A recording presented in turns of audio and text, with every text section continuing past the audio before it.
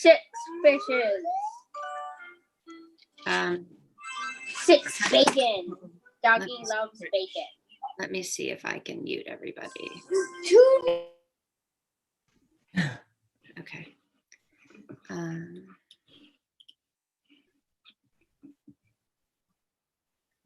6 fishes.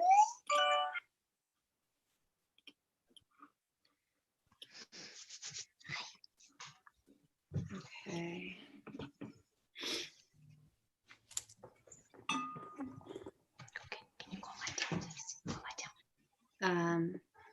All right, so you are streaming and recording, Jen. Awesome. All right, so sorry. I'm going to mute everybody, Jen, and then you're going to need to. I just want to go back to that number.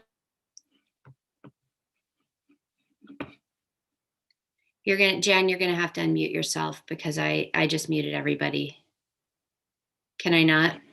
Yeah, can you hear me? Oh, yep, you're good. Okay, great.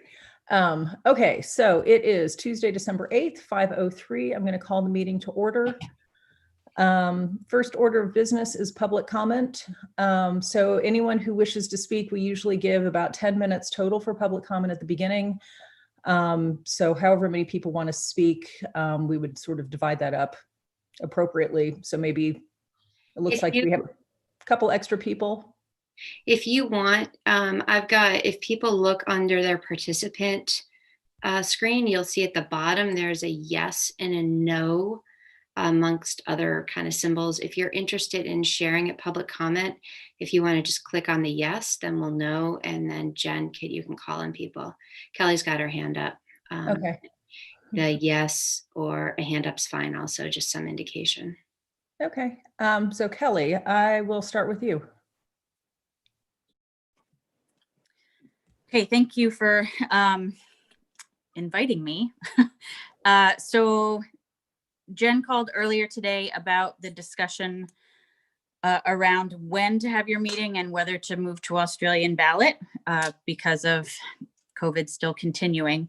So I'll do as brief an update as I can about what's happening at the legislative level to give all municipalities, which include school districts, options for how to conduct their annual meetings and annual votes. So the two committees for government operations and a bunch of stakeholders had a sort of a brainstorming session. It wasn't an official committee meeting because we're not in session, about what could be done to give municipalities more flexibility around holding their annual meetings. And the three things that are completely agreed upon to give everyone more flexibility are the ability to change the date of your meeting, the ability to mail out ballots to all of your voters if you choose to use Australian ballot, the same way it was done in the November general election, so without needing to request a ballot, and the ability for the Secretary of State's office to work with municipal entities to do certain operational and organizational things, mainly figuring out the mailing of ballots if that's what you choose to do. So the hope is to have language drafted fairly quickly, have everything pretty nailed down and agreed upon so that the bill can move through. It is intended to start in the House and then move to the Senate. And the hope is to have it on the governor's desk by January 16th, which doesn't give people much time. But the hope about alerting people to this bill now and to what those sort of general provisions are going to be is so that you have the ability to plan now, knowing what the change in the law will be in mid-January.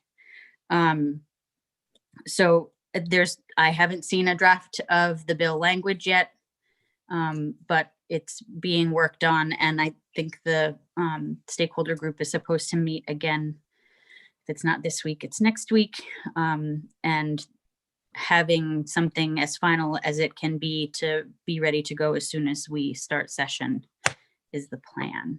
So you already have the ability to vote to use Australian ballot if you so choose.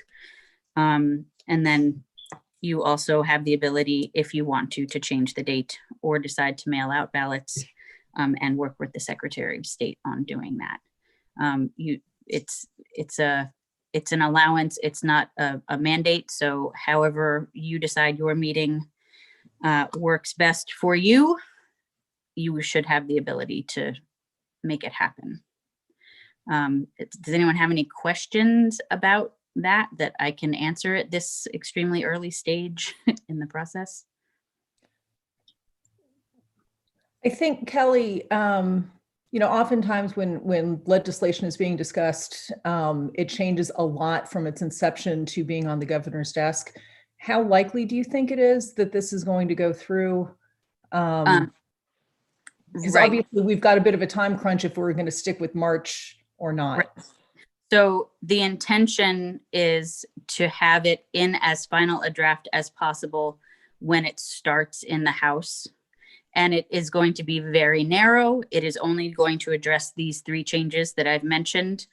There was some discussion about doing some other things, and the conversations became instantly contentious. And it was obvious that if you wanted something to be able to move in a couple of weeks through both bodies of the legislature and be signed by the governor, that it really needed to be boiled down to just a few helpful things, and that's it. So the intention is to have it not change and give all of you the ability to know that this is coming, so that you can be planning without that fear of, well, they said they were going to do this and then it ends up being something completely different.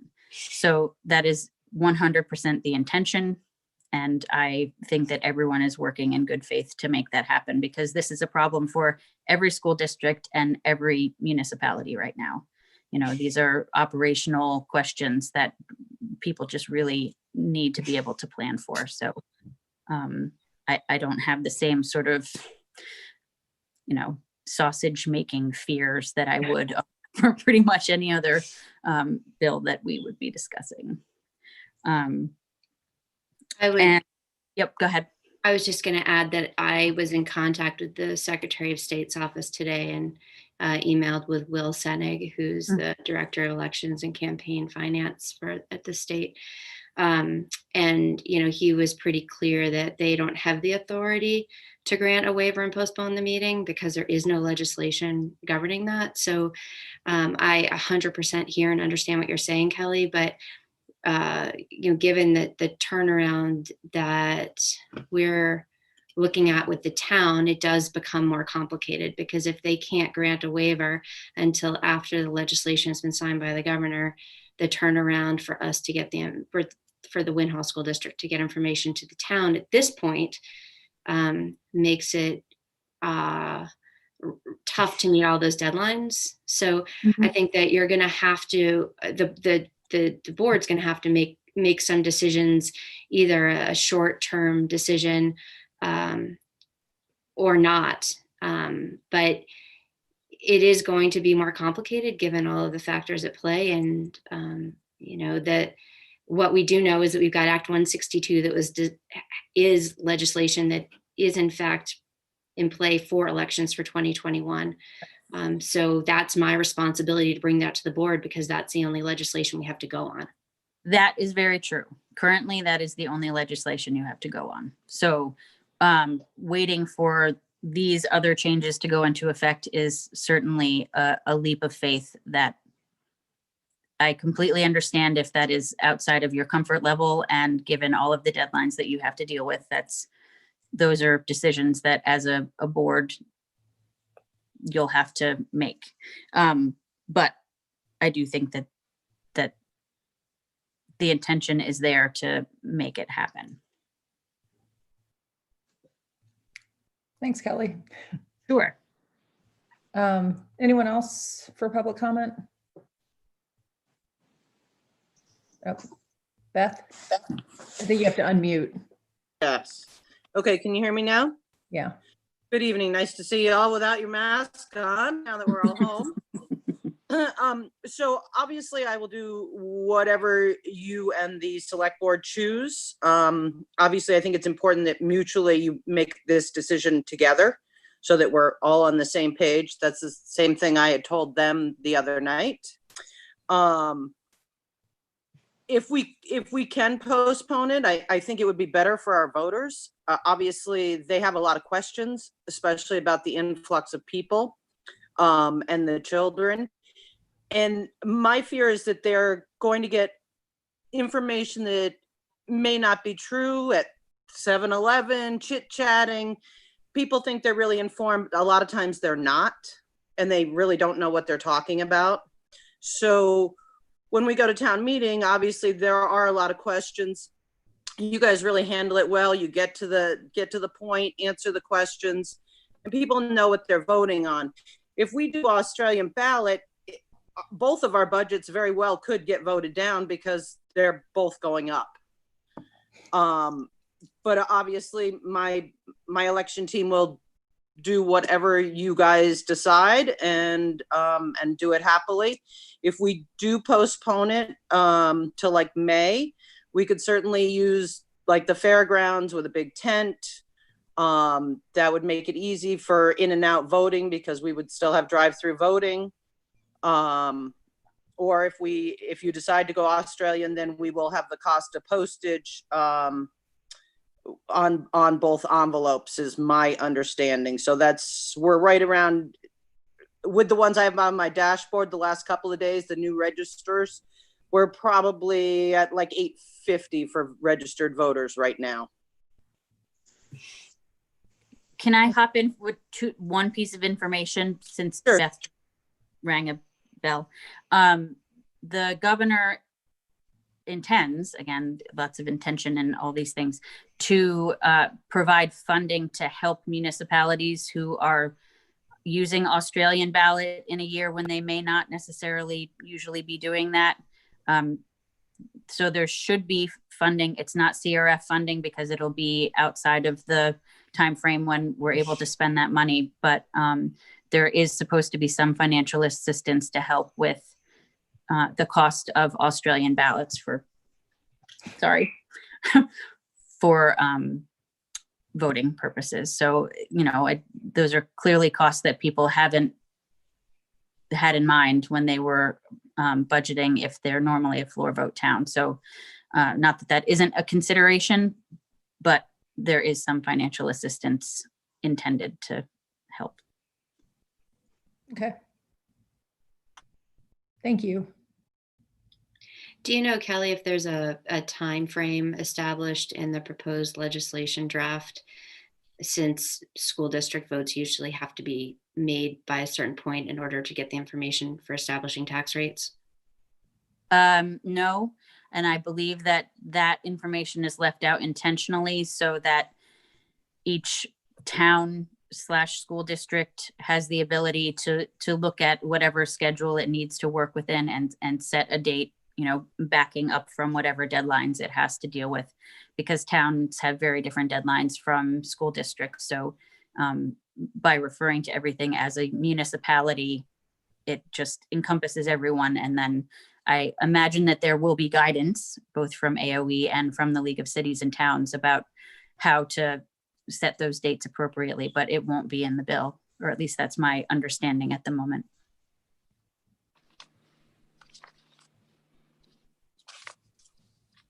All right. Beth and Kelly, thank you.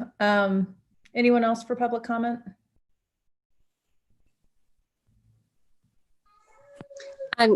This is Chrissy Blaylock. I'm sorry I came in late, so now I feel like I might be reiterating anything that you guys talked about regarding the 166 funds and the potential of Winhall resident families being able to take part in the extra 10 hours that the Teutonic and Green provide for their enrolled towns. Okay. And Randy, where should we discuss this? Because I would love some background on it, but it's not on the Sure. agenda. It would be budget. So Chrissy's recommending that the board consider in their development of the FY22 budget funding additional hours beyond those paid for by Act 166 for pre-K programming. Okay. So when we get to the budget discussion, I can offer some information to you and we can talk about it then. Okay. If you're interested in doing that. All right. Anyone else? Okay, thank you all. We'll take a minute to just review the norms. I'm happy to just read them myself, unless anyone wants to hear me read out loud.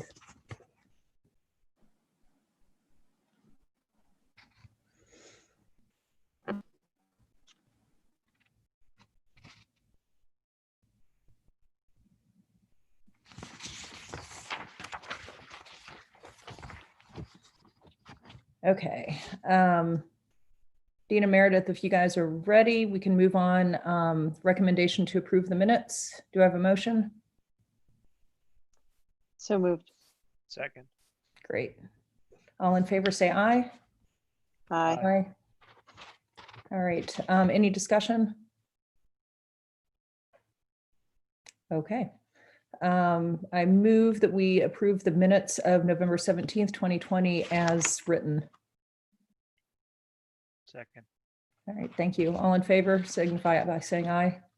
Aye. Aye. All right, thank you. Next is the report of the superintendent, Randy.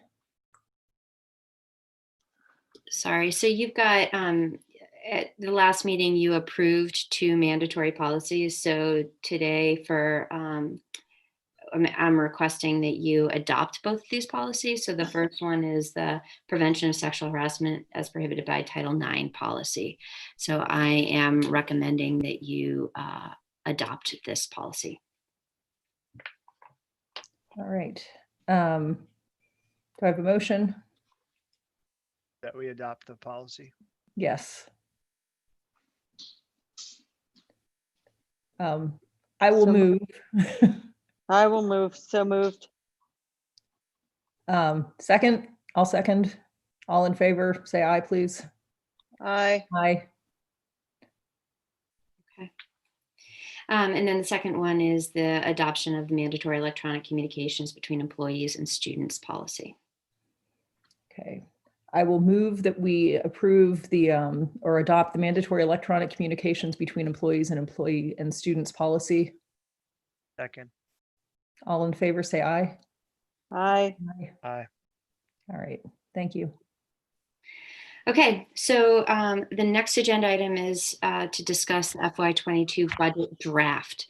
So Sue, I will turn this over to you and let you kind of run through it with us and get what your current recommendations are. I think you're muted, Sue. Sorry about that. Easy to forget. I want to touch upon 2 things. So 1, I want to talk a little bit about tax rates.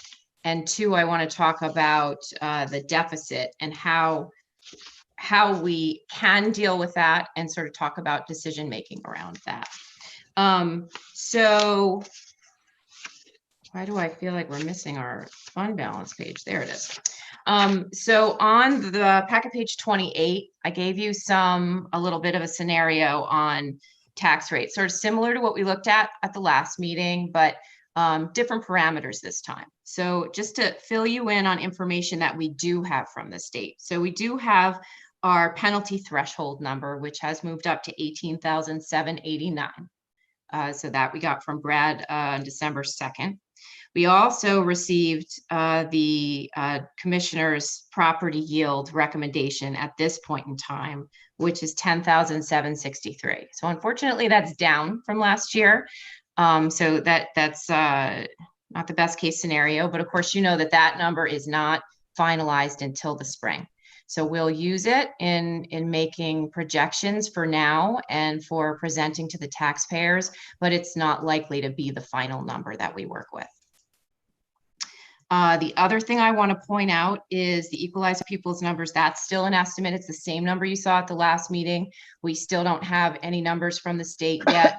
We're currently in the process of submitting ADM, and we hope to have something finalized on that soon, but at a minimum by the next meeting. So walking you through these scenarios, let me point out one other thing. So we have now calculated the amount of money we hope to draw from the CRF grants. We have plenty of attestations back from families who told us that they moved to Winhall due to the pandemic. We have documentation supporting the fact that we have paid our first half semester tuition for the number of students that we've exceeded our budgeted FTE. And that was specifically what we were told from the feds we could include. So we have everything ready to go, and I will include that in our reimbursement request to the state. It was already included in our application, so we shouldn't have any problem getting that money for Winhall. So I've included that in our expected revenues, so that sort of offsets that big deficit that we were expecting, basically cutting it almost in half. Okay. So we no longer need to worry about that as an in and out on the projection page, because now that we're another month in, we've sort of assured that we're going to get those funds. So the scenarios that I'm showing you, really, it's just playing around with, do we use our reserves, right? We have that tax stabilization reserve available to us. And what do we want to think about with respect to putting additional students in the budget? Because if we're in penalty, every new student we put in the budget is going to cost us twice, right, in the tax rate, because once we exceed that threshold, that amount of money over ed spending per pupil gets added in. So in scenario A, I'm showing what would happen if we didn't use any of our reserves and we included our 15 students like we do on an annual basis. And that shows a tax rate going up by about 40 cents. And of course, we are in penalty. If on scenario B, I'm showing that we continue to include those students, but use all of our reserves, what would that look like? And that basically cuts that tax rate in half, because we have a couple $100,000 in reserves to draw from, and the tax rate increase, in half. And we're at about 197. So in scenario 3 on column C, I'm saying we do neither of those things. We don't include the additional 15 students, and we don't use any of our reserves. What does that look like? So that brings us to a tax increase of 17 cents. Keep in mind, I'm not recommending we do any of these things. I'm just showing you what it might look like in a tax rate, okay? Lots of conversation we can have about that. And in the fourth scenario in column D, we do go ahead and use all our reserves, but we don't budget any additional students. And that's a nice tax rate, 2-cent increase. Basically what we're doing is we're compensating for what our current student population looks like, not having that second year of ADM averaged in for equalized pupils, right? Because we don't get that in that first year, but we take that 200,000 and we put it all in, and that takes us out of penalty and gives us a significantly lower tax rate increase. So that's sort of best case scenario, but also something you guys have to seriously talk about, because we can all agree that we would expect new students to move in right next year, right? That's what we see every year. So we want to talk about maybe perhaps thinking about not budgeting the full 15 and meeting somewhere in the middle, somewhere that can keep us out of penalty and perhaps not use up all of our tax stabilization one year. So I think that those are probably the numbers that we can play with as we think about, as we get closer to nailing down what a tax rate might look like in January. So that was the first thing I wanted to share with you. The second thing I wanted to talk about was packet page 30, which shows our deficit. Okay, so under statute, we have to do something about a deficit when it exists. We have to do something about the deficit that we know. So we know that in FY20, we landed with a $16,000 deficit, and we have to do something with that. So typically what we would do is we would roll that into the next budget year, and we would just raise it in ed spending. Given the scenarios that we're looking at with going into penalty, we may not want to do that. What we typically do as an organization is we look at not only where did we end up last year, but what does it look like this year? where are we going to land at the end of this year? And we typically roll that deficit or a surplus, if available, into our projections for FY22, if we can, if it's convenient, if it works, if it doesn't impact the tax rate negatively, that's something we would do so that we can take care of business right away and not postpone it. In this case, we're dealing with a large deficit and going into a tax year where we could be in penalty when we calculate next year's tax rate. So we have to consider whether or not we want to do anything about that deficit now. We have the option of borrowing money and paying that out over 3 years. The statute that requires us to do something about that deficit also tells us what we can do about it. We can raise it in the budget. We can, the board can on their own take out a long-term note to cover those funds and spread out payments, or we can go to the voters and ask to have a 3-year note, pay that back over 3 years. The voters approve that, and we wouldn't have to start paying that back until FY23. So we wouldn't have to include any of those funds in paying back that deficit next year. We wouldn't have to include it in next year's tax rate. Last meeting, I had told you I was going to touch base with the attorney, talk about these scenarios, get some language from him. We've done all that. He's given me language for a warning. He's comfortable that we would not have to begin our first payment until FY23, as long as we don't borrow until FY22, because you have 3 years to pay it back. So our first payment should be in FY23, which it all makes sense because we wouldn't be able to borrow until the beginning of FY22 because we won't know what the true deficit is going to be until we end the year. So I'm not ready to make a recommendation to you right now that's what I'd like to see in the warning, or that's what I'd suggest you put in the warning. I think we should talk about your comfort level about going to the voters, whether or not you think it's appropriate to go to the voters versus doing a note on your own, whether or not you want to postpone doing anything about the deficit right now. Legally, you don't have to do something about a projected deficit.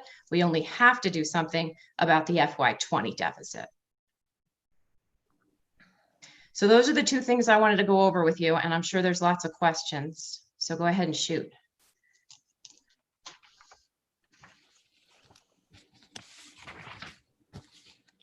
I'll jump. First of all, I mean, I know that these last few months, weeks, days have been, some weeks feel like months in terms of the amount of information that's been flowing. And I very, very much appreciate, Sue, the work that you and Randy Celeste have been putting to keeping on top of all of this and really, looking out for our best interests. So thank you, because I know it's been exceptionally time consuming this year, perhaps. So thank you. I do have a whole bunch of questions, and I don't need to, we can have a conversation, but as an initial matter on packet page 28, when you have the number about the amount to stay out of penalty across those 4 columns, does that effectively double? I mean, I guess what I'm trying to say is, like, if we're looking at column C and the amount to stay out of penalty is roughly 129,000. If we don't somehow make that 129,000 go away, does that suddenly become 258,000 and change because that's being doubled since we're above the threshold? No. So if you look at the number on the bottom as the number that has to come out of your budget in order to calculate ed spending per equalized pupil, that will keep us below the threshold. So It is 129. It's not double. You take out that 129, and then we're at 18,789, which is where we, as a town, that's where town school district, that's where we like to be, right? We like to be right at that threshold amount, and that way we're not in penalty, but we're still raising enough money to cover our budget. But if we don't, then isn't that amount doubled because now we're over the penalty threshold? Right. And so it's not that amount that's doubled. What's doubled is the amount that ed spending per pupil is over the threshold. So it's that number divided by the current yield. That number divided by the ed spending, the equalized pupil estimate. Okay, that's the number that gets added in. So that's where you see that additional ed spending on line K, you see that 600? Yep. That's what that 129 is producing, that $600 that gets added to ed spending per pupil, and then we calculate the tax rate. Okay. Okay. The other thing, I guess my next question is, if we do not use all of our reserves, I'm thinking back to last year when we were Yeah. talking about having additional ghost students, and your recommendation was not to do that, because if we happen to be in the situation where we now actually find ourselves, those additional students would be excluded from the penalty calculation. And so there wasn't really any benefit in dipping more into our Right. tax stabilization fund, because we would be able to exclude any excess students. Right. So is there any benefit of using the entire tax stabilization fund or not, as we're thinking about next year? Yeah, it's a really good question. I think that, obviously we don't want to use the tax stabilization fund if we don't have to. And what we have to think about, and this is sort of why I presented it to you this way, because I wanted you to see what those additional 15 students are costing you in the way of penalty, right? So it's, if we don't use, if you look at column A, where we're not using any reserves, but we got all the kids in there, that's $376,000 we need to reduce to get out of penalty. But those additional 15 kids only cost us right now in our budget, this is packet page 33, they cost us $247,000. That's sort of, that would be the difference between that column A and column C, that 376 and 129. So when we include those additional students, we are automatically putting ourselves in a place where we have to pay for them twice because we're in penalty. The only way to sort of get us down from that is by using our tax stabilization reserves. So I really think that what this is going to be is a finesse between how many additional students are you willing to put in your budget that are, you anticipate may come, but you have no way of knowing. They're not a kid, they're not someone that we actually know about. So you're ballparking it, you're estimating it, and how much of that do we want to cover with tax stabilization? And obviously what we want to do, if at all possible, is stay out of penalty. And so that's why I was talking about sort of meeting in the middle, where perhaps we don't, perhaps we use some of the tax stabilization fund and only anticipate some additional new students. So that being said, sort of just tacking on to what you were talking about in last year's conversation, if we don't budget for kids and they come and we have a deficit, just like we're seeing this year, that deficit is going to have to be raised at some point in time, right? I don't want to say the nice thing about that, because it's a deficit and it's hard to swallow, but the positive thing about that is the state has given us an exclusion for that when we have to raise that money. So we are allowed to raise that money in a future year because we had a deficit, and it is automatically excluded from the penalty calculation. So in at least if we don't budget for kids and they come and we have to raise the money, that part of it, yes, we're going to raise taxes, but you're not going to have to pay for them twice. Whereas if we put them in next year's budget, we're paying for them twice. If we don't put them in next year's budget and we wait and kick the can down the road, knowing that it probably will come anyway, we will only have to pay for them once. Sue, one thing that I'm curious about is I notice, in these scenarios, A, B, C, D, one thing that was not included was the inclusion of a loan, a 3-year loan, and how that would impact the tax rate. I think right now it looks like we're just utilizing the entire, tax stabilization rate, or the two levers that you're pulling are the number of students and the tax stabilization rate.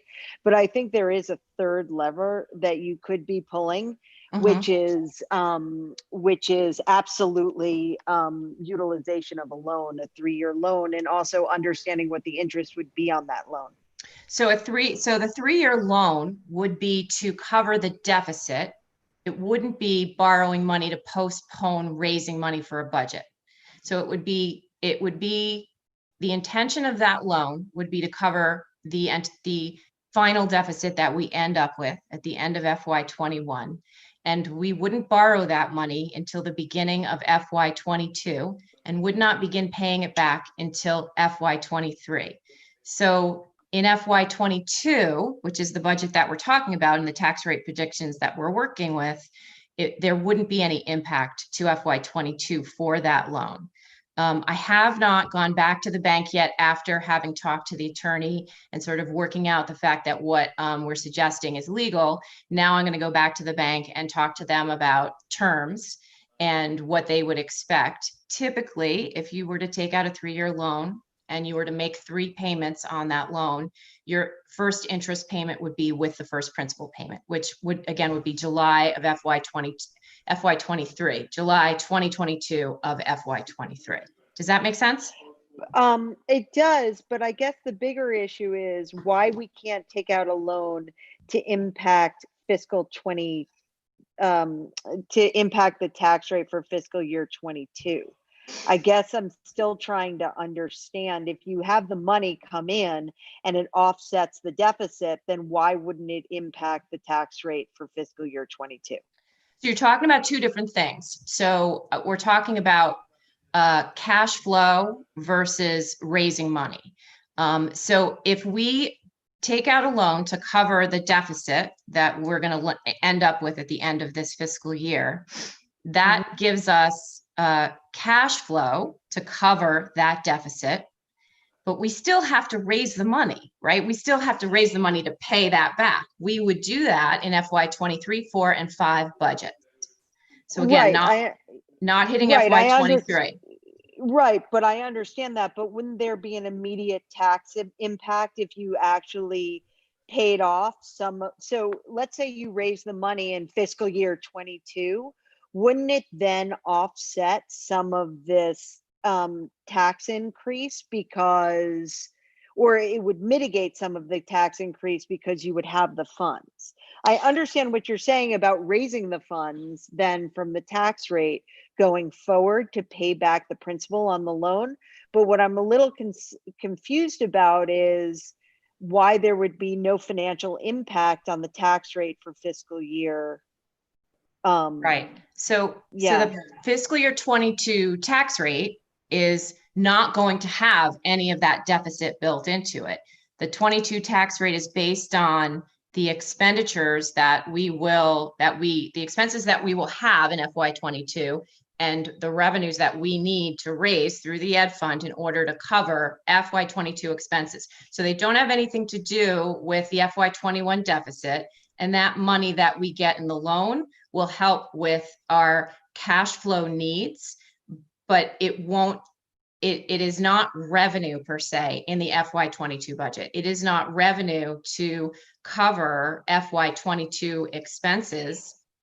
But it is kind of like a working capital, right? Yes, it is, absolutely. Instead of it, so it's much more working capital centric than it is kind of just, I understand what you're saying, but if you need the money this year to offset an increase in taxes, then it's really a working capital loan, let's just say, to offset the tax rate. And then if we raise, so one of the things that I've raised the last couple of meetings is, instead of having a 3-year loan, having a 5-year loan, and whether or not we could even do that, whether what the terms of the loan were, which I totally understand.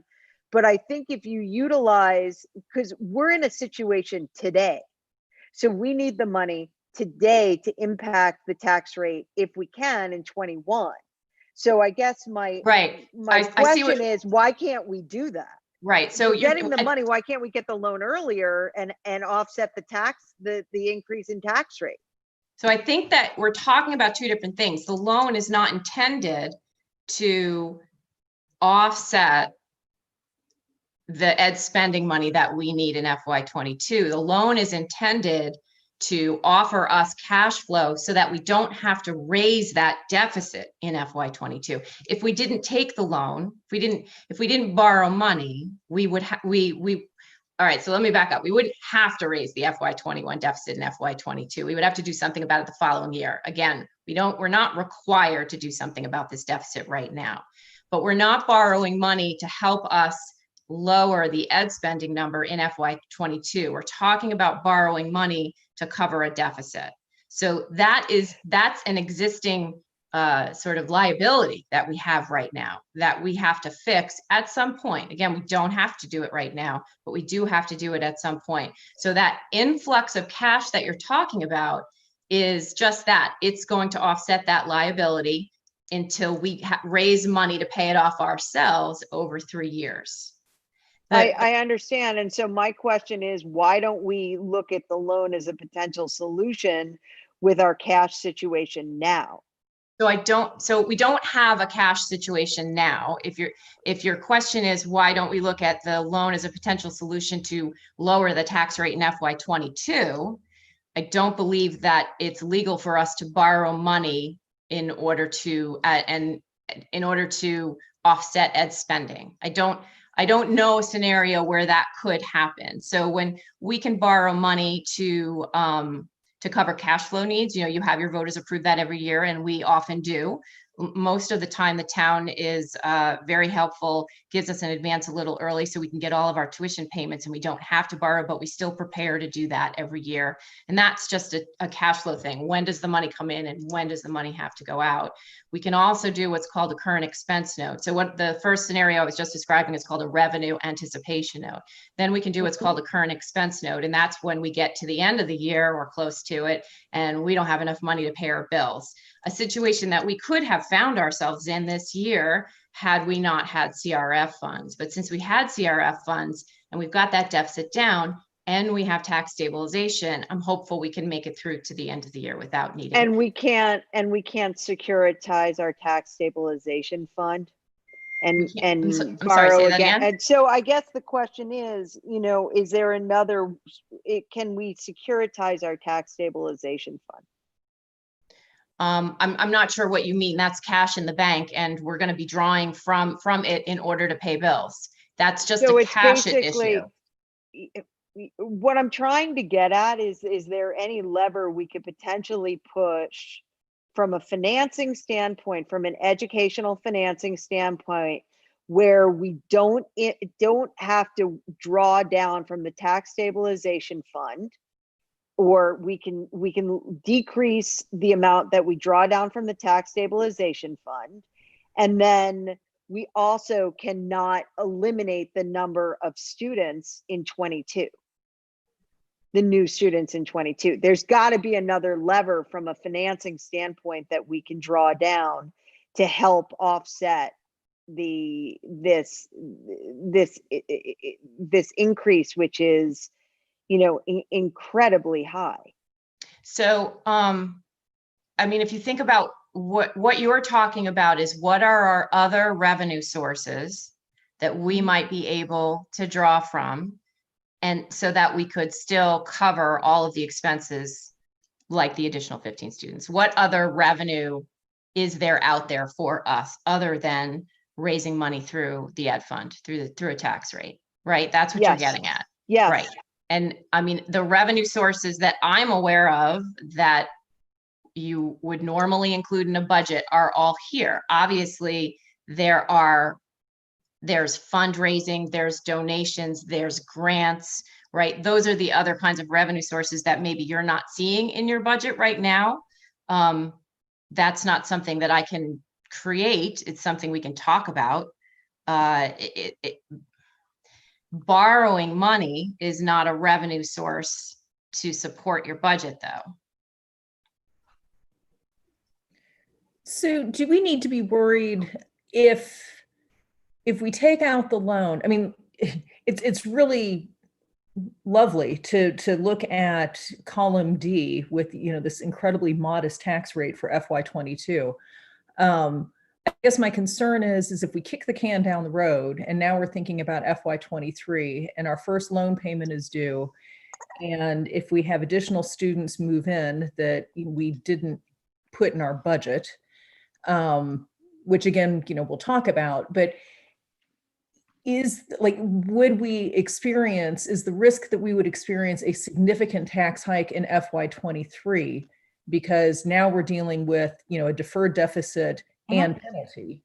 And is there any way to sort of spread that pain, sort of have some of it go into FY22 so that we're not sort of pushing it off? Yeah. So there's a couple things. I want to go back just quickly to one of the questions Meredith asked that I didn't get to finish answering. And Meredith, you asked if there was a way to spread out the note over more than 3 years. And yes, there is. So there are 3 ways to eliminate a deficit. One is to roll it into next year's budget. Another way is to ask the voters to borrow for 3 years. And another way is to have the board just go out for a long-term note. And you can do that as a board and make that decision. And that can be 5 years, 10 years. You can ask the bank for terms on that, and we can explore that. So that is your third option. And yes, you can do that. Now, Jennifer, if you can just as a quick follow-up. So what I'm looking at, because it looks to me like this is more of a cash crunch than a long-term revenue issue. And so because all the people moved in, I don't know if they're all going to stay. Right. So assuming that they may not all stay, we need kind of almost like a bridge loan to get us through this challenging time. So I think what's missing here is that it's not a cash flow issue.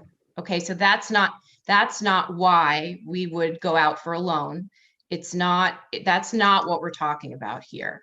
What we're talking about is the need to address the fact that we will be in a deficit situation, and we have to raise that money at some point in order to alleviate the deficit. So I'm not concerned about cash flow for this year. Like I said, we may need a current expense note at the end of the year if something more happens, we get a few more kids move in, but I'm hopeful that we can end the year without having to borrow. So I'm not really concerned about, it's not really a bridge to get us anywhere. The borrowing is more so that we can postpone having to raise that deficit and have it excluded from any penalty calculation. So that sort of answers your question, Jen, is that if we were to include anything in this year, we already know what that looks like, right? The more money we put into this year's budget, even with using all of the tax stabilization, we're paying twice, right? Because we're in penalty. So anything we add to the budget will further increase that penalty. So that anything we put into next year, that's the boat that we're in. So it makes more sense to push that down the road. Now, as you said, if we push that down the road, well, then we're just worried about what happens that year. What if more kids move in that year? We're in the same situation with an increase in the tax rate, but you're not paying any penalty on that money when we push it down the road.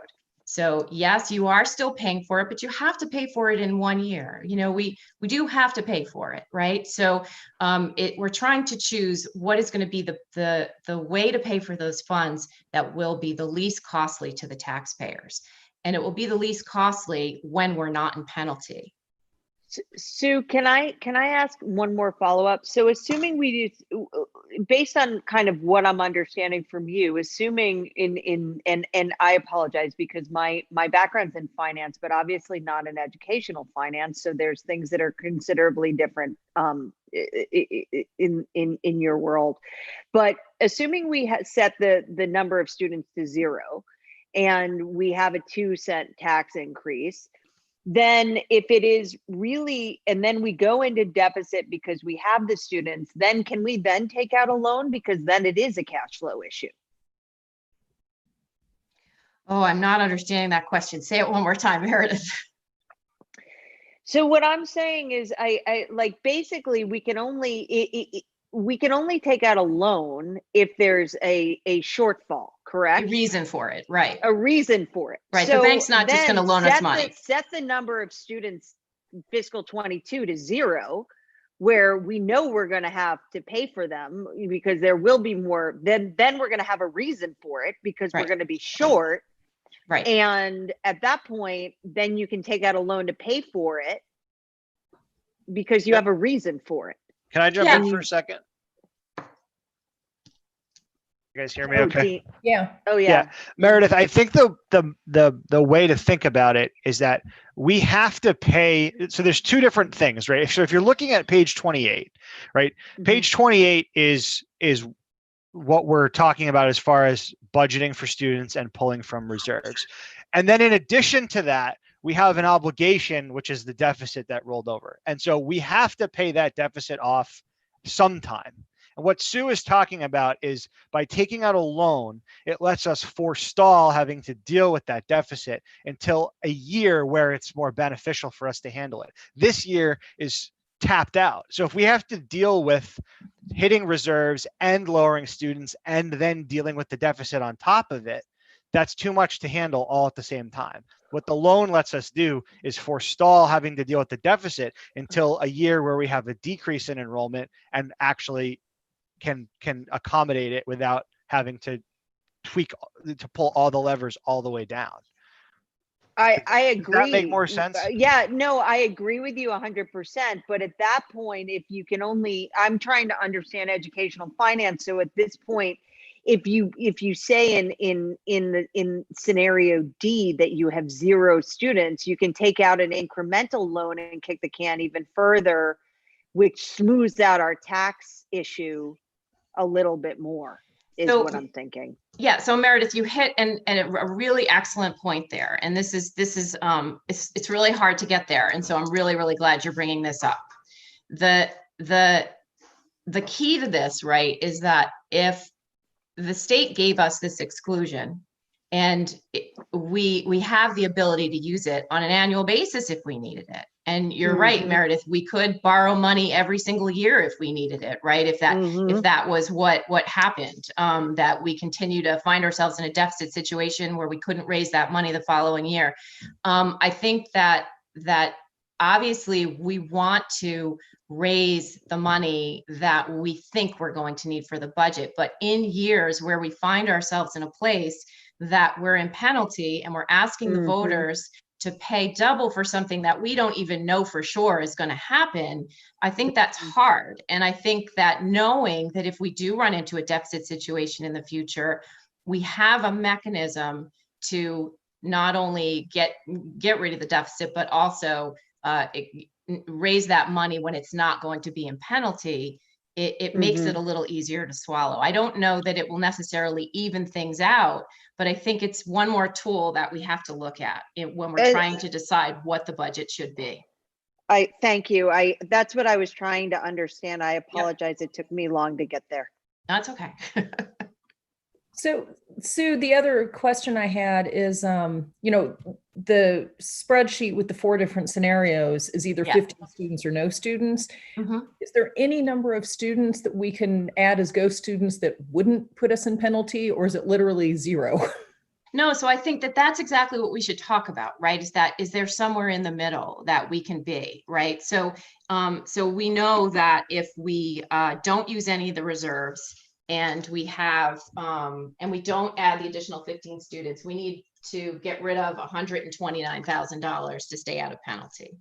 And our reserves are 214,953. So if I use 129,085 to keep us out of penalty of the reserves, that leaves us with $85,000. If I divide that by our average tuition rate, that's 5 kids. So that's the answer to what it looks like today, right? Mathematically, which will change. But yeah, so I think that that's what we should look at, is what is that middle ground that will allow us to put some extra kids in the budget, because we're always thinking they're going to come, but not put us in a place where we're asking the voters to pay for something that may not actually take place and pay for it in penalty. Okay, so that would be kind of like a column E. So we use the reserves and then tuition 5 ghost kids. Yeah, and I think, next meeting, we will hopefully have a final equalized pupil number. And, that's that last piece that really will firm up for us what the getting us closer to what that tax rate is going to look like. We should also have our CLA, so we'll know if that's changed to affect what the actual tax rate is going to look like. We hopefully will have some announced tuition figures so we can tweak those numbers that I'm included in the budget. So right now on packet page 33, these are estimated tuition rates. They're not real tuition rates yet. So we'll have some firmer numbers. We won't have the state number. We don't get that until February, but we'll hopefully have some school districts. BBA will have announced their rate, that kind of thing. So we'll be a little closer. And at that point, then I'll show you scenarios of if we did this, it would look like this. And we can go back and forth on that. And, I have the spreadsheet open, we can play with it, and you guys can determine what you think your final ask to the voters would be. Okay. And at that point also, I'd want you to consider whether or not you did want to do something like a note, or whether or not you want to kick the can, right? Because as I said, we don't have to do something about the FY21 anticipated deficit, but we can. Okay. I have a quick question, Sue, on column D. Sure. Is that exactly at penalty threshold, or is that actually under it, using all the reserves and It's actually under it. So the ed spending per pupil is 18,390, and the threshold is 18,789. Okay, got it.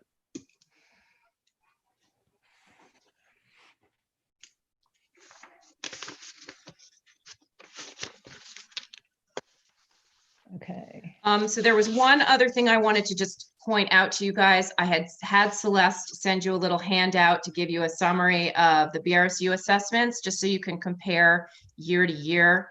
And I had a mistake on my fiscal years. I'm still back in FY20. So it says FY20 and 21, but it should say 21. It should say 21 and 22, just so that you know. Okay. So are the numbers correct, but the dates are wrong, or? Correct. Okay. The fiscal years are wrong. Yes. Okay. Basically, I mean, the gist of it is that the size of the pie got quite a bit larger. The overall assessment is bigger, and our percentage of it that we're allocated also got larger. So it's a bigger pie, and we're a bigger slice of it this year than last year. Mhm. And that's why there's an increase. But it shouldn't be surprising, because it's based on ADM, and we've gotten so many kids that it's obviously we've been dealing with it. So that's really not that all that shocking, but it's definitely a noticeable difference Mhm. So I don't know. compared Sue- to. Go ahead. Oh, no, you go ahead. Finish up, Dean. I was just going to say, I mean, I think it's fairly trivial when compared with our own budgetary concerns, but worth, probably talking about. Sue, so you talked to Celeste today. We spent time reaching out to schools about numbers, and I think it's important to mention sort of how this entire go student versus actual student versus school information reported from schools, kind of the intersectionality of all of that. And so I don't know if you feel Sure. comfortable talking about it, but I think it would help Sure. for people to understand how we determine the numbers we're using in the budget. Yeah, absolutely. So if you want to look at packet page 33. Mhm. So in FY21, that column, obviously, those are the kids that are there. Those are the kids that we're paying for, right? They're the ones that we know about. And remember that this is based on FTE, because we do have kids moving in and out. So full-time equivalent is what we use when we're paying bills. We may have someone who's there for 0.27 of the year, right? Because they're only there for a certain number of days and then they leave. So what we generally do is we take what we know this year, we bump everybody up a grade, and we remove our 12th graders who we know are graduating. We estimate incoming kindergartners based on the recent K-1-2 classes. And we end up with a projection for FY22. And you can see that summary sort of on the bottom of the page. We're showing you 226.76 for FY21 FTE, making those adjustments for those kids who have moved in and out that are part of that FTE. taking out the 12th grade, adding in 7 estimated kindergarten students, and then of course our extra 15. And so that extra 15 sort of is meant to incorporate all those extra kids that we don't currently have names and faces for, right? In the information that Celeste got from the schools, we didn't hear back from Long Trail. That was the only school. And we have 20 kids budgeted for Long Trail. So if we just assume that stays at 20 for now, and we add that number into everybody else's projection, we come up with 210. And keep in mind that the projections that we have from the schools so far are that they're projections from the schools for what they feel their enrollment might look like next year. Our projection for these same schools in the budget is 205. So we have a variance of 5 kids, which is more than, you know, accounted for in that extra 15. We may be able to get some more information from the schools. I know Celeste is going back to a couple schools to find out if they actually have like some enrollments. They might have actual kids that they do know about. Right now, she just has the overall numbers, not any names that might be assigned to them. So we can adjust if we find out about actual kids that we know are coming there, if you guys decide you'd like me to. And I can certainly move that 15 that we put in under new enrollment to whatever schools you would like to see it in. I think for our purposes of having conversations around tax rate, it's easier to have that in one line.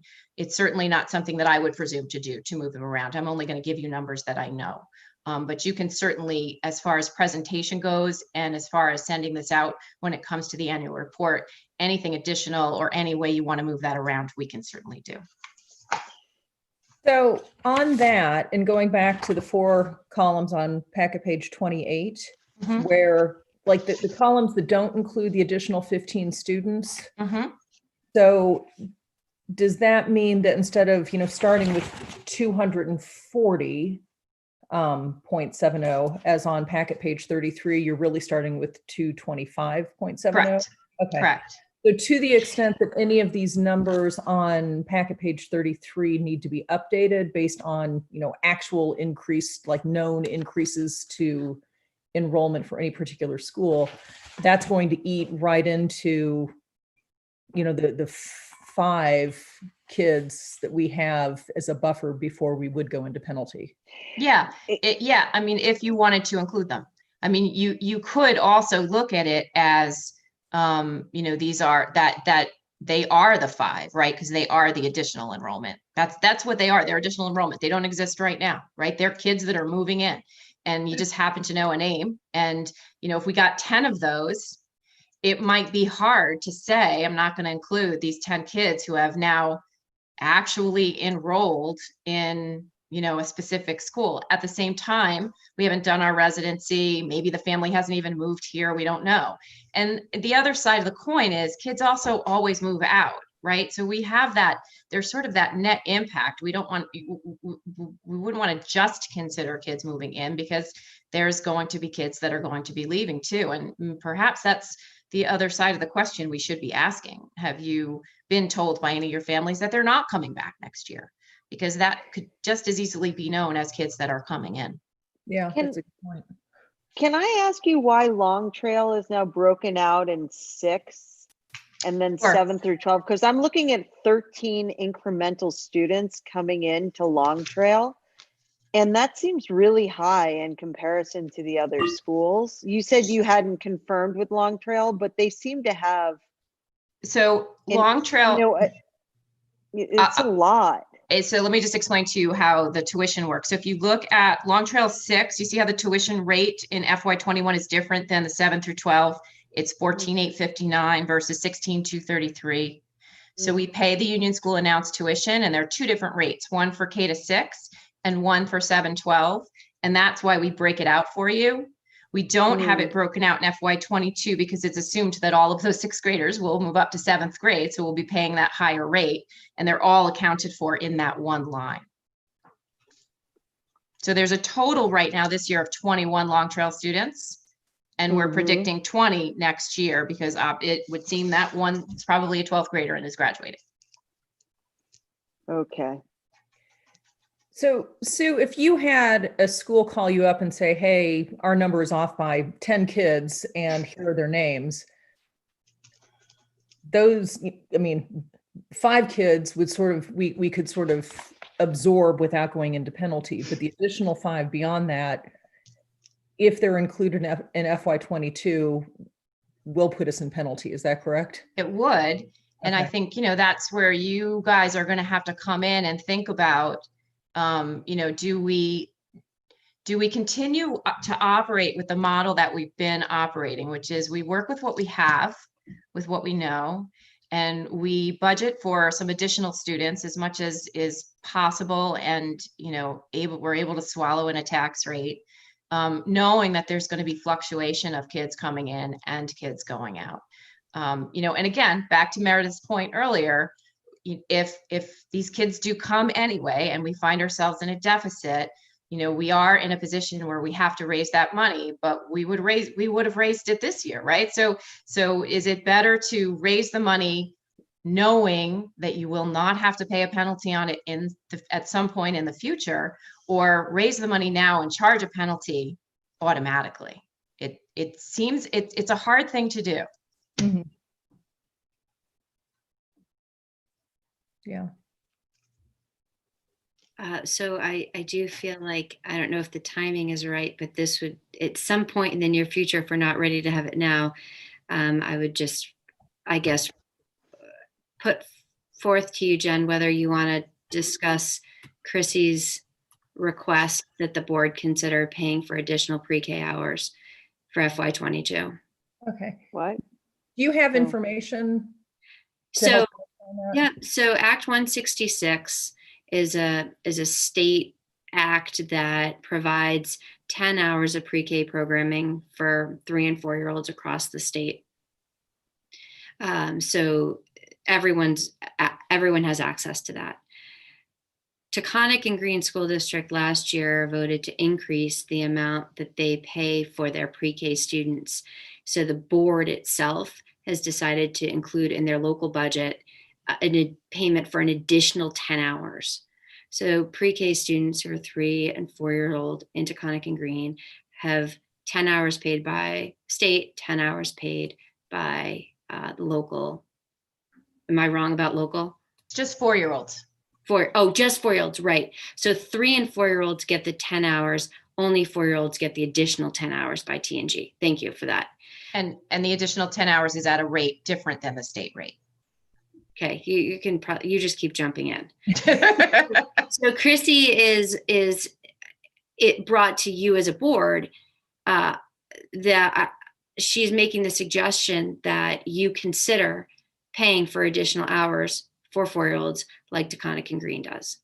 So I don't know, what's that? You probably have that number, Sue, available to you per student, what that cost is. Yeah, for Winhall for next year, based on the current kids, it would be around, it should be around $4,200 we would add to the budget based on what we know now. So remember that projections for pre-K are just estimates. We don't know exactly how many 4-year-olds we're going to have next year. So I might bump that up a little bit, right, to make sure that we cover how many kids we might get that we might want to pay that extra money to. Basically, it's $2,100 a kid. So Okay, so we have 2 4-year-olds or 2 kids who will be 4 next year. who we would be projecting to be paying for next year, and that's of course back based on enrollment that was taken last month. So I would finalize that for you in January, and we'd come up with a recommendation. Okay. Dean and Meredith, do you have any thoughts on this?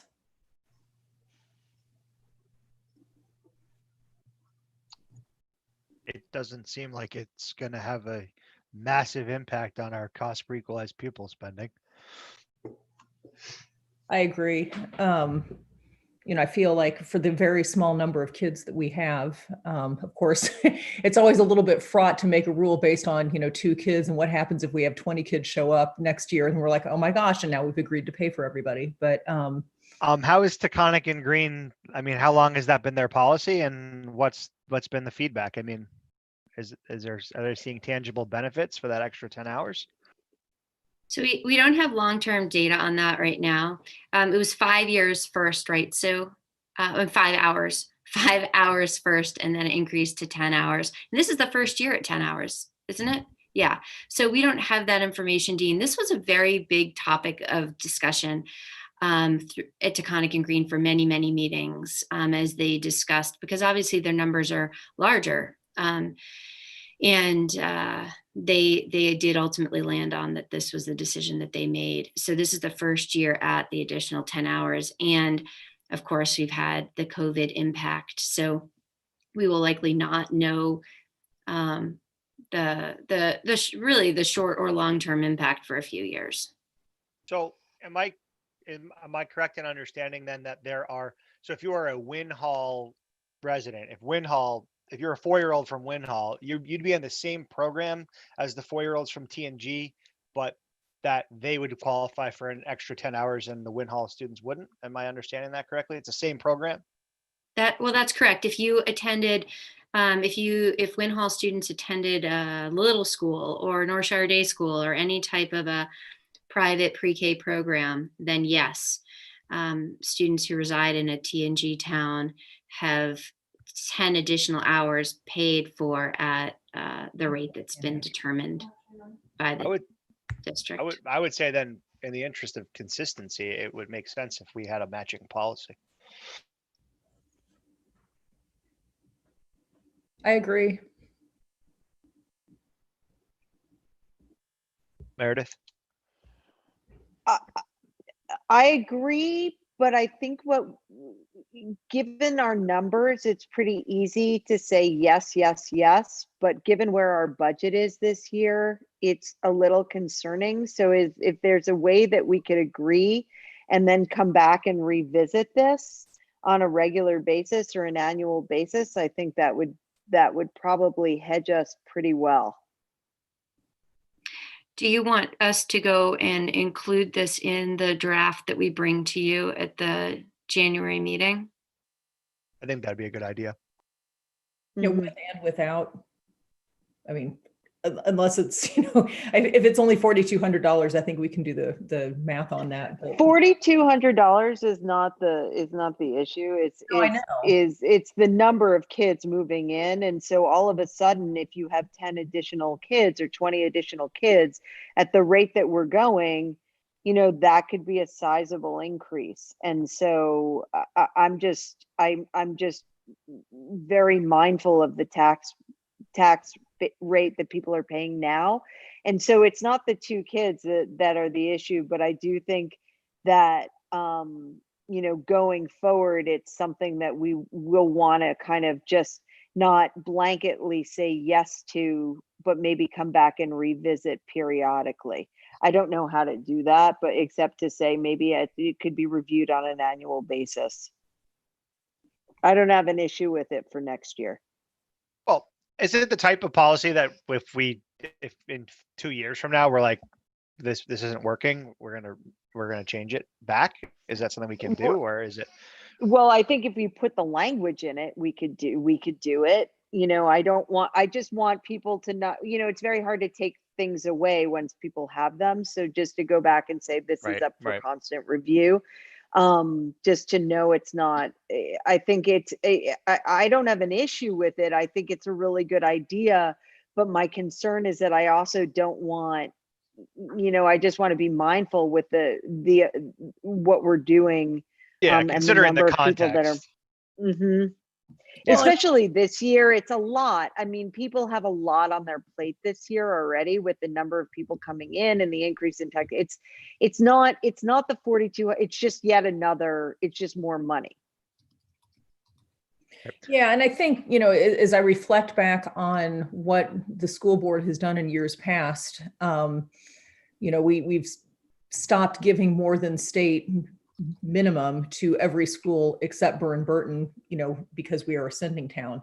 But, if you looked at the last 10 years, we slowly started peeling back, giving extra amounts to various schools. And I suppose that it's entirely possible that if the number started to increase in conjunction with us, being confronted with a budget that was untenable, that would be one lever that we could conceivably pull. I don't think any of us would like to do that, but It's an awful thing, because when we first moved here 7 years ago, I still remember, and when things are taken away, it leaves a very sour taste in your mouth. So it's better to know upfront that things could potentially be taken away, as opposed to just assume, because we had no idea. We had no idea that when you were originally, when we moved to Winhall, the full tuition was covered, then it was state average. I mean, so I just want people to understand that things can get taken away. Well, of course, I sent all 3 of my kids to preschool, and we paid out of pocket because that 10 hours a week hadn't been implemented yet. 100%, and things can be added as well. I just think it would be helpful to just add language that this could be reviewed. I think that maybe then it sounds like we're kind of all on the same page. We should include it in the next round of budget talks and look at it. I think we should look at it seriously. Okay. I don't know, Jen, if we're kind of wrapping this up, if you want to see if anybody has any comments for you on budget. I don't know if you are interested in opening it up, just since we do have more people here than usual. For do public comment now? Well, just to see if there's anybody who may want to. I guess it's up to you, but Okay, sure. Yes, if anyone has anything that they'd like to add with regard to the budget, I think that's a great idea. Hi, it's Chrissy Blaylock. I really appreciate you guys taking some time to talk about it for such a young, vulnerable population in our community, and being able to, take a serious look at, how we are as a community up here, and in what our residents need that doesn't include teenagers, and just being able to start with the younger families and being able to just add that cultivation of what we stand for when it comes to taking care of our students and our kids. So thank you. Thank you. Anyone else? All right. Well, thank you. So now we are moving on to the recommendation to use Australian ballot. Right. So we discussed this at the beginning of the meeting, to talk with Kelly about sort of what's happening legislatively. So because right now you do vote on the floor, there is an Act 162, and it's entitled "An Act Relating to using Australian Ballot for Municipal Meetings in the Year 2021." So it's the only act right now that's governing the kind of options around voting, since there's a recommendation at this point, a pretty clear recommendation that people consider whether or not they want to vote on the floor or not. So at this point, this is the only legislation that we have that gives you this year only for FY20 for calendar year 2021, the ability to shift from a floor vote to an Australian ballot vote. There's nothing obligating you at this point to vote on this today. And as you heard, there is legislation that is being worked on as we speak across multiple people that they're intending on pushing through the legislature as quickly as possible, that allows for an expansion of, not having to meet on March 2nd, choosing a different date. But right now there's no legislation that allows that to happen. So, so the agenda item for you right now is to consider whether or not you want to vote on making a decision to vote Australian ballot or not. But I will say that if we come back on January 6th and we don't have any legislation, you are going to be needing to make some decisions then.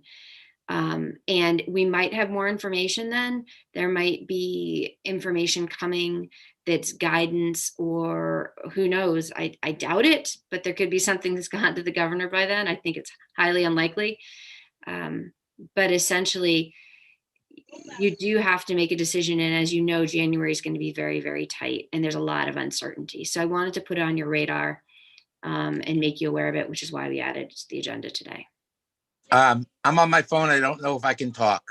Can It's you can't jump in right now. The board is going to talk about this, and then if they're going to open it up for public comment, they'll let you know. Okay. Sure, because I have more information than you just gave on this topic. I'm a selectman in Winhall. Okay. So yeah, so it'll be interesting to see what happens. Can we let Bill speak? Yeah, it's up to you. I can't. So. Okay. Oh. Bill.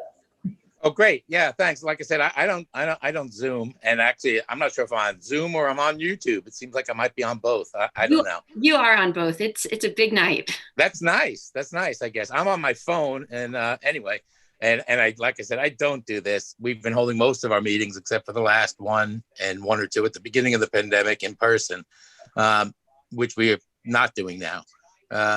But as far as this goes, we have the same topic coming up, and currently there is a provision for us to extend the date from the first Tuesday in March. But in order to do that, we actually have to hold a meeting the first Tuesday in March and vote at that meeting very quickly. The theory would be it would be an unattended meeting, and we'd vote very quickly to extend the meeting to, say, June. We're contemplating doing that, but it's a lot of work to do to have a meeting that's not a meeting. And we're not, I'm not speaking for the board right now. I just know that there is, and I think alternatively that we will get legislation at the beginning of this session immediately that allows us to unilaterally move that date without having to have a meeting to move the date. Right now, it is otherwise just what was said. We have the right to change to an Australian ballot. If we don't do it together, it would be sort of bizarre. So, at some point, shortly, maybe you want to zoom into our meeting next Wednesday. I don't know, Jennifer, or like I said, I'm on my phone, so I have to flip. So I see what's your deadline? People. What's your deadline on the select board for making a decision? Are you going to decide for sure at your next meeting whether or not you're going to vote by Australian ballot? Bill, you're muted. Bill, you're muted. Bill, we can't hear you. Tap to speak. How's that? There you go. Hey, it also seemed to, I think it changed my name to Bill and Hank. It was whatever. Anyway, am I there? You're here. Yeah. Oh, good. So that's so weird. Yeah. We as far as I know, we're not making a decision at our next meeting. We've been reviewing this at our last few meetings and had some general conversations. They may even be in the minutes. They were pretty general, just about what the current status of the law is. I think the consensus is that we would like to move our meeting date. We don't want to hold a meeting to do that. And from what the VLCT has been telling us, it appears that one of the first things the session will do is come in and give us the authority to make that move without having to hold a meeting. Alternatively, Australian ballot would be interesting. I've just, I've been going to town meetings for over 30 years, and it's one of my favorite things. So I really would like to have a town meeting, and we can have it in June. Our fiscal year, some towns have an issue. The fiscal year is different. Ours is, as yours is, July 1st to June 30th. So, passing our budget in June and having our meeting as we normally do, assuming that we can all get together outside maybe, if necessary, and inside if the world gets better, as it got bad so fast. So that's really all I know. And that's actually why I tried to figure out how to get in here, because I saw your agenda. So I'm going to jump on what you just said, Bill, and I'm going to say what you said, but I'm going to say it a little bit differently to provide a little bit of context, because I communicated with, I talked about this earlier, but with Will Sennin at the Secretary of State's office. So because we operate by Robert's Rule of Order, that's what allows you to do the meeting and postponement.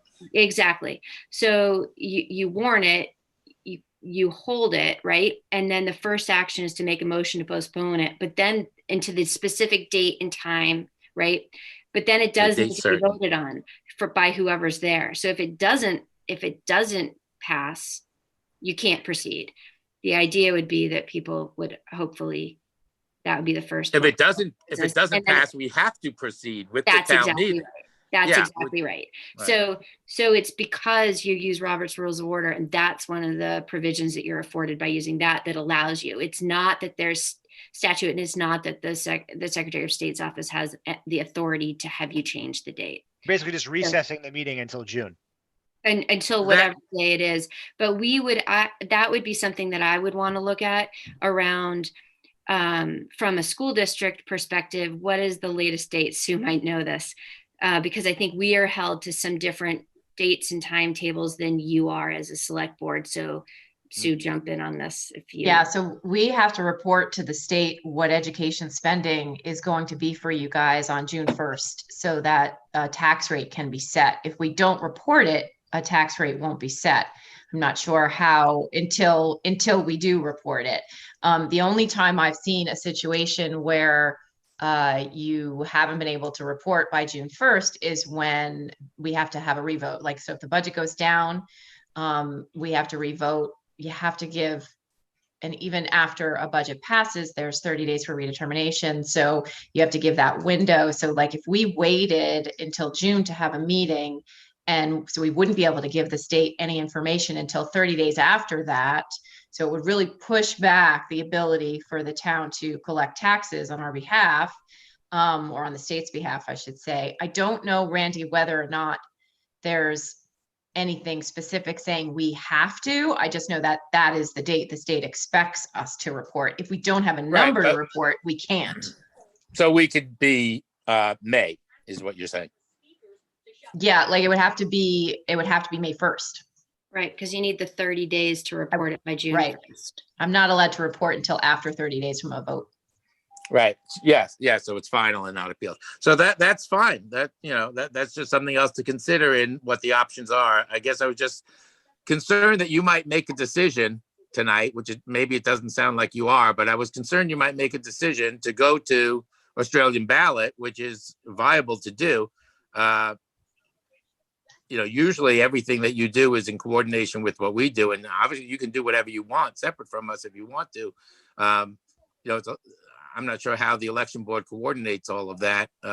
Even the Australian ballot part is a lot of work, a different type of work than having a town meeting. So I guess my concern was that you might make a vote now, which maybe you are, but I wanted to let you know that we're not voting yet. And it is good to know that you would need it May 1st. So I can relate that information. And our next meeting is January 6th, and we really have to make a decision by that meeting at the latest. So I guess that gives you guys an idea that I agree that it would be silly for us to do two different, for the town and the school to have two different votes by two different means. I would like, if possible, for it to be coordinated like it always is. But we have to make a decision by January 6th. So I think that maybe now we have a better idea of each other's timelines. We might be able to. Right. And we have, as you do in some regard too. I mean, we print it for you, but we have to get it all printed and mailed. There's a mailing restriction. That's on 30 days before the meeting, right. But it takes time to get it to the printer and in. And Liz is not going to be happy if we're not done by January 6th. Yeah, I think she's looking. Yeah. I think that might be another concern that comes up at our meeting next Wednesday, because the timing is hard. This is hitting all towns across Vermont. I mean, we're not the only ones sort of confronting this deadline, and the fact that we have our next meeting January 6th, and we're not going to have all of the information yet because the legislature won't be back in session. But hopefully we should have more directives from, Kelly and whomever about, I think they should have a pretty good sense by then if it's going to, go through and if it's going to pass. And I think, my sense, and I was reading a Vermont Digger article on the issue earlier today that, they're trying to get the information out there because there are these potentially conflicting deadlines so that people will be able to act in the absence of a firm, answer from the governor in the time that they would otherwise have to act. For what it's worth, I always say that town meetings are literally democracy in action. It's always fun who shows up, who speaks, all the personalities. But beyond that, what I have found, and as a school board, we've tried to hold informational meetings in years past, and maybe that would be more attended this year if we didn't have a live town meeting.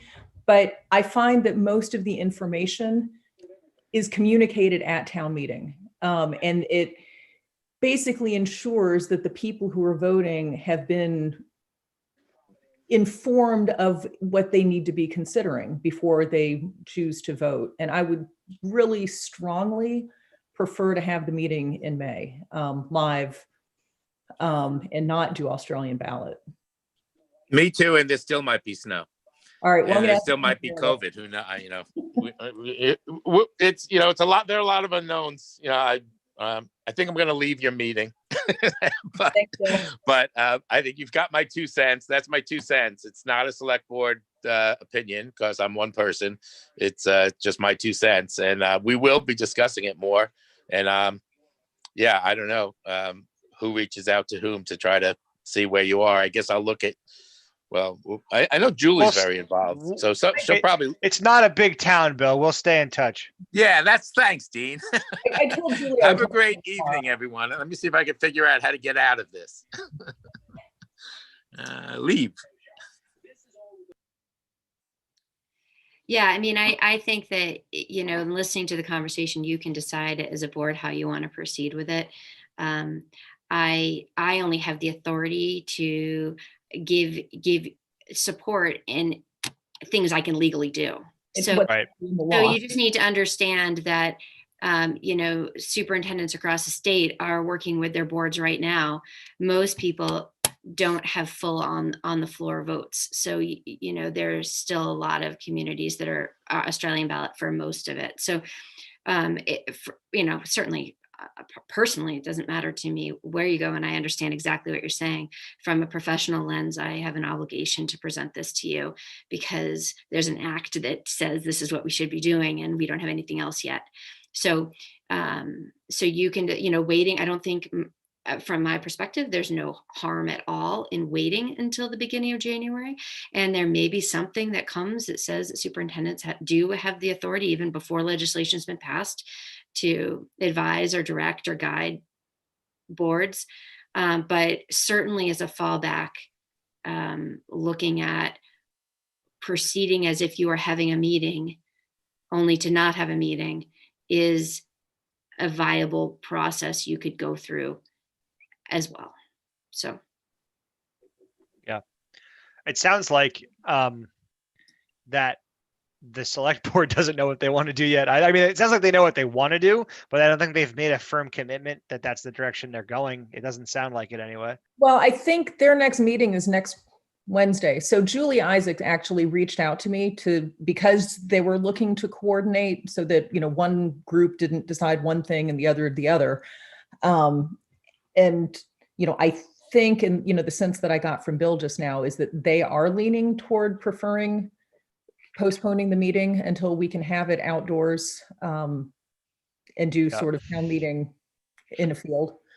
That's the most Vermont thing I've ever heard. I was going to say, it's just crazy enough to work. Can we put it on the Hallmark Channel? Maybe the reporter from the New York Times will come back.